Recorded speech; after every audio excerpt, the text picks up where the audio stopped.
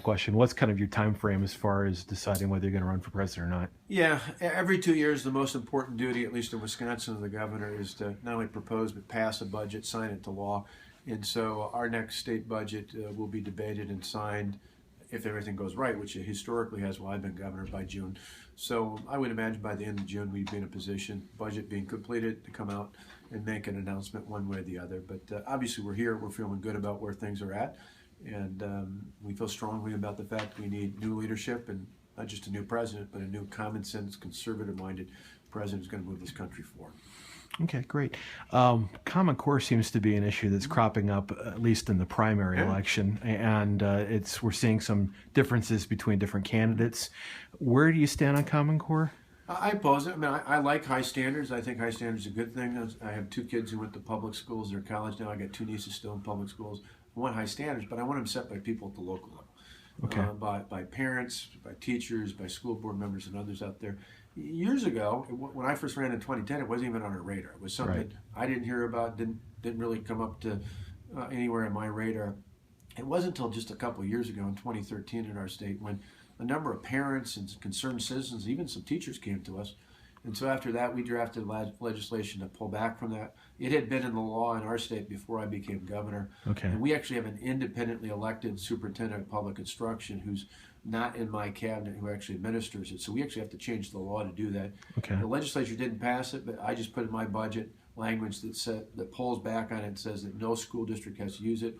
And we pulled the money for any of the testing from Smarter Balance. Okay. And I'll have a follow-up question on that, but Yeah. I track Common Core a lot. I write sure. Truth American Education. So when you campaign, you were campaigning on a repeal, and then you end up putting forth an opt-out. Well, it really is a repeal. There Okay. is no law that mandates it. What it does is the language we put in explicitly says in the statutes that school districts don't have to, and that the language in there, there's not a law that says they have to do Common Core. There's a law that says they have to have standards, Okay. and then there's a law or there's money in the budget for Smarter Balance. Okay. We got rid of that, so that's effectively the Sure. repeal. What's Wisconsin going to end up with next year without Smarter Balance if that's not funded? Oh, I think what we'll do is have a whole options of things that people can use for testing, so that school boards, administrators can pick at the local level which option they want to use.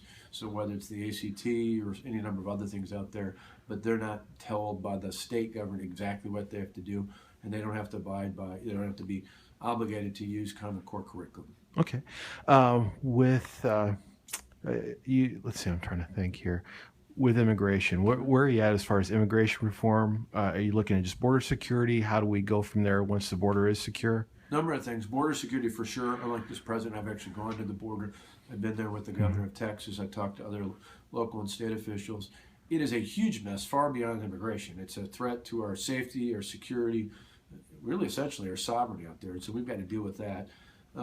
In addition to border security, because everybody's going to say that, which is a good thing. We need a heightened interest in that. But I would enforce the current law by using E-Verify, have an effective E-Verify system for every employer in this country to be required to use. I would not support amnesty. In fact, if someone wants to become a citizen, I believe they have to go back to the country of origin, get in line just like everybody else would.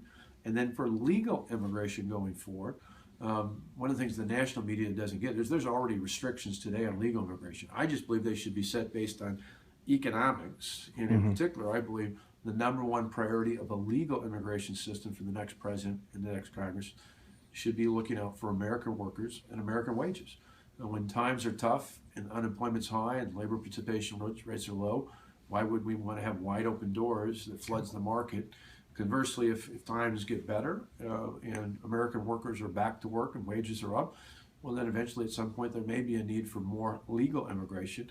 But I think that should be a lever we're willing to adjust according to its impact on the economy, and our priority should be American workers and wages. Okay. Wisconsin's marriage law amendment actually was struck down by a federal judge. What should be done to address federal judges intervening in state constitutional amendments and laws? Well, I'm still hoping, maybe I'm one of the few out there, but I'm still hoping the U.S. Supreme Court, not in our case, but would apply to our state's case if these other states were victorious. And I'm still holding out hope the United States Supreme Court will say that, yes, indeed, states have a right to define what marriage is. I voted for that as a state lawmaker in legislation. I voted for that as just a voter in Wisconsin's Constitution. I defended it as governor along with our Attorney General in the federal court and the Court of Appeals, and tried to get it to the U.S. Supreme Court. But my hope is the U.S. Supreme Court will do that. If they don't, the only other viable option out there is to support a constitutional amendment, which I would, again, I believe in not just in marriage being defined as one man and woman, but I also believe in states' rights. I think that's an issue that appropriately belongs in the states. Okay. Should you decide to run, and if you're elected president, what would be on day one, what would be the first thing you do? Oh, there's a whole bunch of executive actions I'd undo. What's the first thing that comes to your mind? Well, I mean, you look at this illegal action the president took on immigration 2 weeks after the last election. I was one of the 26 governors that went to court successfully thus far to pull back on something he himself said 22 times at least he couldn't do. You look at that. Along with it, I think equally, if not more important, it's not an order, but executive action he's done with Iran, or attempting to do. He's got the framework, whatever that means. It seems to be a moving target. And hopefully, for the interest of America and Israel and others around the world, they don't get to an agreement. Right. But if they do, I would pull back on that on day one as well. Great. As far as Obamacare, repealing, I'm sure everybody's saying they're going to repeal Obamacare. What do we replace it with? Do we replace it with anything? Well, you certainly don't replace it with a whole nother level of government. To me, you repeal it, and if anything, you take the few limited things that were positive, and there were few. But for example, allowing people to purchase plans that go over state lines, I think that's legitimate. I think beyond that, going forward at the federal and the state level, requiring some sense of transparency so that as consumers, because really my goal with Obamacare, it's not there today, but eventually to be successful in terms of holding down costs, eventually it has to lead to rationing. I mean, there's just no doubt that that's not where it is today, but that's where it would lead to. I believe the alternative is to go down the path of saying people should have skin in the game, whether they buy employer-based health care, whether they buy individual health care plans, whether they use health savings accounts or flex accounts. And really the best way to have skin in the game to really manage not just healthcare costs, but manage our health, our wellness, is to know what the costs are associated with. Most of us know more about our cell phone plans than we know about our health plans. And so to me, I think it is legitimate for the government to say consumers deserve to have the transparency of knowing what's involved with healthcare, so that we want to make decisions about our blood pressure, our diabetes, or other things out there. We have full access to knowledge of what the costs are associated with that. But it shouldn't be more government at the federal or at the state level. It should really be up to patients and their families to make healthcare decisions with objective and open information. Okay. On the subject of life, what kind of pro-life legislation would a President Walker sign? Would a personhood law, or...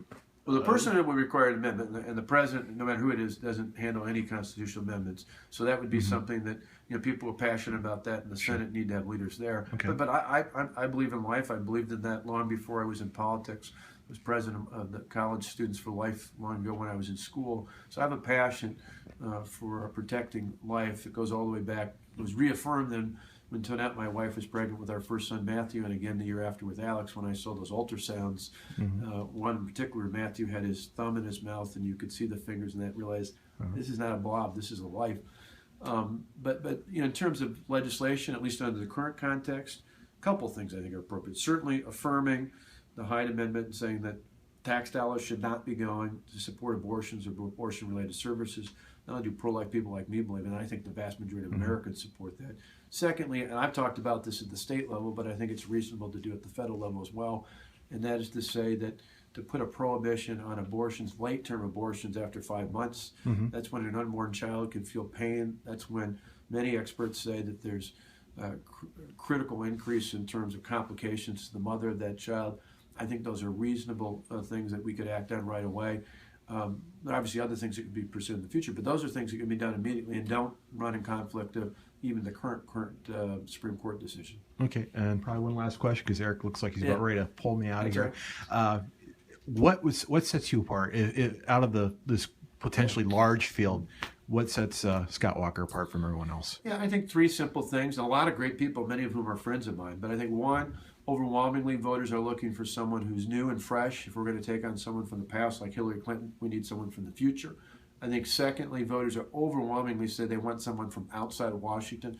They want someone with big, bold ideas who comes from outside of our nation's capital, because they've had it with Washington. And I think most importantly, what voters at least tell me here in Iowa and across the country is they want someone who doesn't just talk about it, who's done it. They want someone who can fight and win every single day for hardworking taxpayers like them. And I think that's what makes us unique, and that's why we're interested. We're not announced or declared yet, but it certainly is something compelling to us when people say, I like you, I like the others, I like the fact you don't just talk about it, you don't just fight for it, you actually get it done. One of my favorite tweets in Iowa a few months ago was somebody that said, I like Scott Walker because he wins without caving. And that's kind of the essence of what we're talking about. Great. Thank you so much, Governor.